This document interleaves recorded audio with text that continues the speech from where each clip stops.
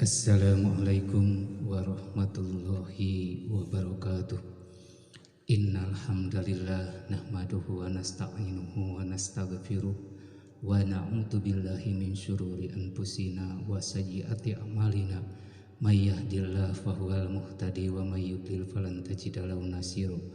Allahumma shalli ala sayidina Muhammad wa ala ali sayidina Muhammad kama shallaita ala sayidina Ibrahim wa ala ali sayidina Ibrahim fil alamin innaka Hamidum Majid. Amma ba'du. A'udzu billahi minasy syaithanir rajim. Bismillahirrahmanirrahim. Wa innaka la'ala khuluqin adzim.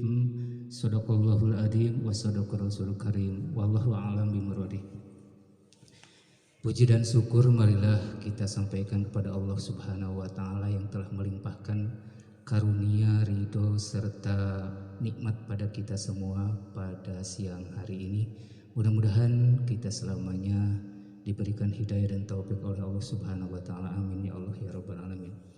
Rahmat serta salam senantiasa dicurahkan kepada panutan kita Habibana wa Nabiyana Muhammad sallallahu alaihi wasallam.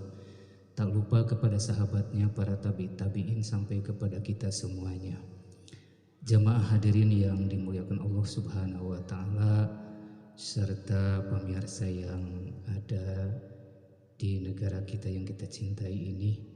Mudah-mudahan dengan adanya nikmat dan karunia yang Allah berikan pada kita, kita sama-sama akan memanfaatkan apa yang telah Allah berikan kepada kita.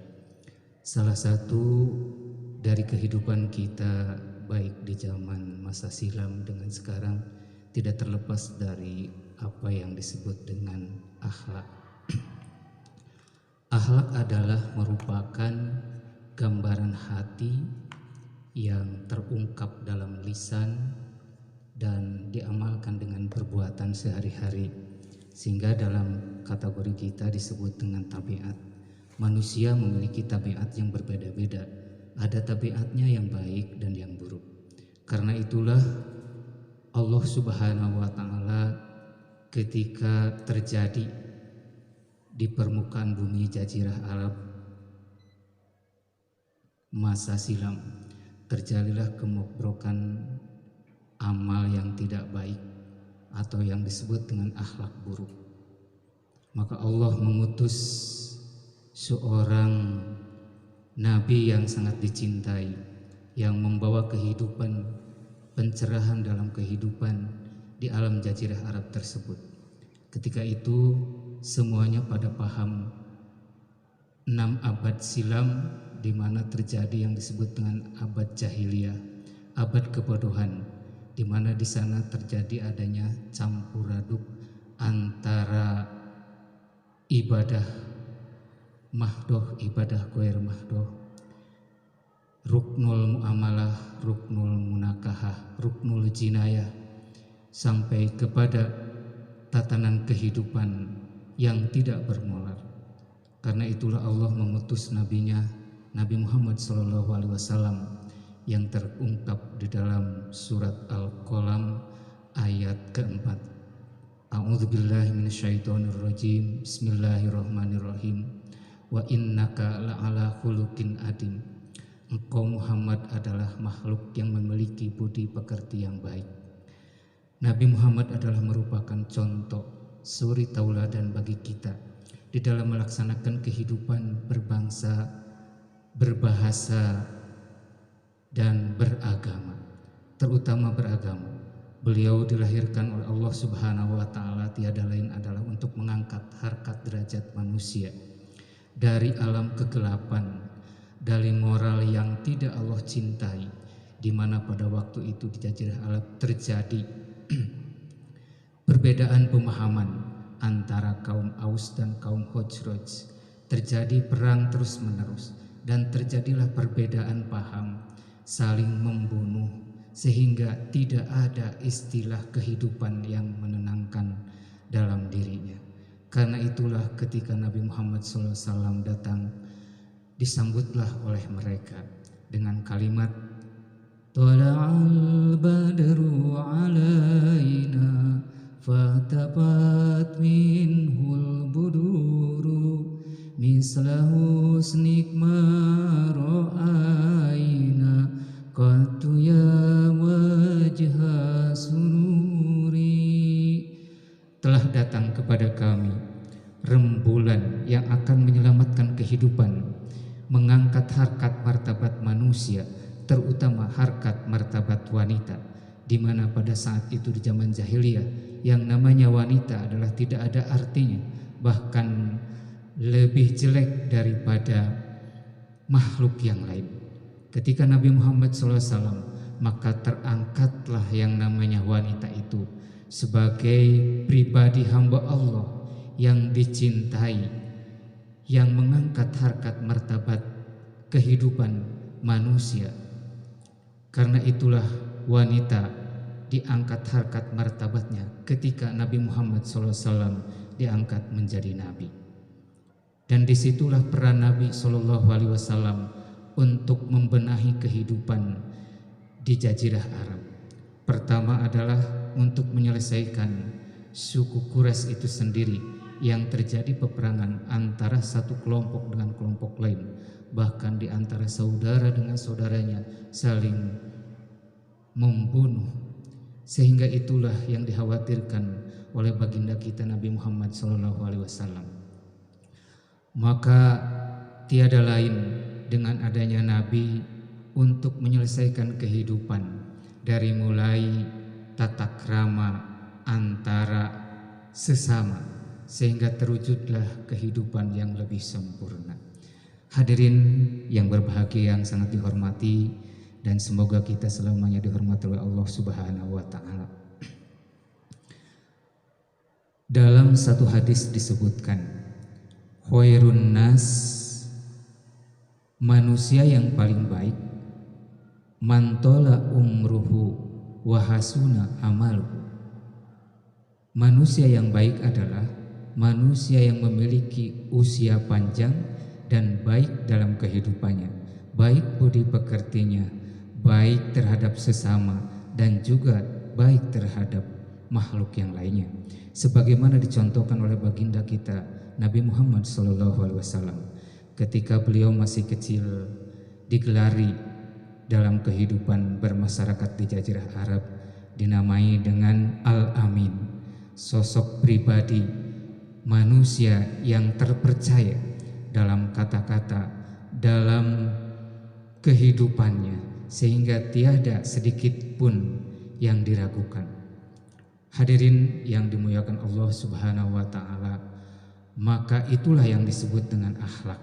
Nabi SAW pernah mengingatkan pada kita, tidak termasuk umatku, laisa minna malam yarham sogiruna walam yuwakir kabiruna.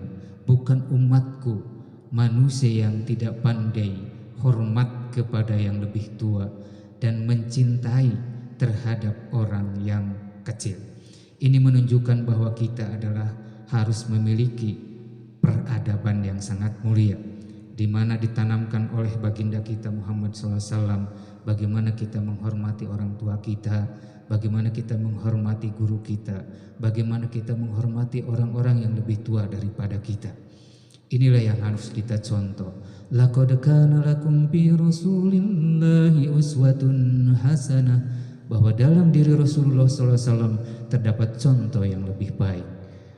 Sebuah contoh, ketika Nabi Muhammad SAW melihat kejadian di pasar pada saat itu, terdapat salah seorang yang sangat tidak memiliki saudara. Dia tidak bisa makan, dia tidak bisa berusaha, maka beliau dekati. Lalu orang tersebut disuapinya setiap hari. Itu sebuah contoh bagi kita semuanya, bahwa beliau adalah sangat menyayangi terhadap manusia. Bahkan beliau tidak membeda-bedakan apakah dia adalah suku mana, apakah dia bahasa mana, apakah dia sudah muslim atau tidak muslim. Disilah ditanamkan oleh beliau adalah bagaimana mencintai makhluk yang Allah cintai di dunia ini. Hadirin yang berbahagia, Lalu budi perangai Nabi kita dicontohkan bagaimana beliau berbuat baik terhadap keluarganya, seperti mencintai sang istrinya. Dia selalu mengungkapkan kata-kata, "Ya Humairo, wahai istriku yang paling cantik, wahai istriku yang paling soleh." Ini adalah yang keluar dari kata-kata Rasulullah SAW. Begitupun terhadap musuh, ketika ada yang mencaci, memaki dirinya, beliau tidak pernah sedikit pun untuk membalas dendam, tetapi justru beliau datang adalah untuk membawa kasih sayang. Beliau cintai orang yang pernah melukai dirinya. Sebuah contoh, Abu Lahab, Abu Jahal pada saat itu ingin menghancurkan Nabi, ingin membunuh Nabi. Tetapi dengan karakter Nabi yang sifatnya terpercaya, karakter Nabi yang sikapnya baik, sehingga mereka pun merasa malu dengan keberadaan Nabi Muhammad SAW.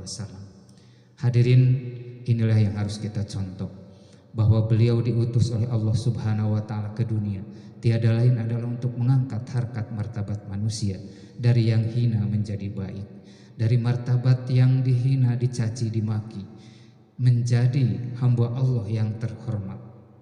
Sebuah contoh, beliau datang ke dunia ini tiada lain adalah wa ma arsalnaka illa rahmatan lil alamin. Tidaklah aku diutus ke dunia ini hanyalah untuk membawa kasih sayang sebagai rahmat. Itulah kedatangan beliau di dunia ini. Marilah kita sambut dengan mengikuti taat dan tumut kepada ajaran beliau. Bagaimana Allah mengingatkan di dalam Al-Quran, A'udzubillahi minasyaitonirrajim, Bismillahirrahmanirrahim, wa may yuti'illaha war rasul faqad faza fawzan adzima. Siapa orang yang taat kepada Allah dan Rasulnya, maka dialah yang akan mendapatkan kebahagiaan. Itulah budi pekerti yang ditanamkan oleh pribadi Rasulullah SAW. Semoga peringatan ini menjadi momen bagi kita untuk menjadi daya tarik dalam kehidupan kita, bahwa Nabi kita adalah Muhammad SAW sebagai contoh melaksanakan bagaimana dia berbuat muamalah, berbuat baik, hubungan dengan sesama. Beliau tidak membeda-bedakan kasta. Yang kedua, bagaimana beliau dalam ruknul munakahah, dalam melaksanakan rumah tangga, beliau melakukan dengan baik sehingga terwujudlah rumah tangga yang sakinah, mawaddah, warahmah. Begitupun beliau mencontohkan bagaimana dalam melaksanakan ibadah, sehingga inilah yang harus kita contoh, apa yang ada dalam diri Rasulullah, bahwa benar-benar merupakan contoh bagi kita semua. Laqad kana lakum bi Rasulillah uswatun hasanah. Itulah yang bisa kita sampaikan, mudah-mudahan menjadi manfaat. Mohon maaf atas segala kehilapan. Sebagaimana ada kata pepatah, apabila ada sumur di ladang, boleh kita menumpang mandi. Kalau ada umur panjang, boleh kita bertemu kembali. Aqulu qauli hada wastaghfiruhu innahu al-ghafurur rahim. Wassalamualaikum warahmatullahi wabarakatuh.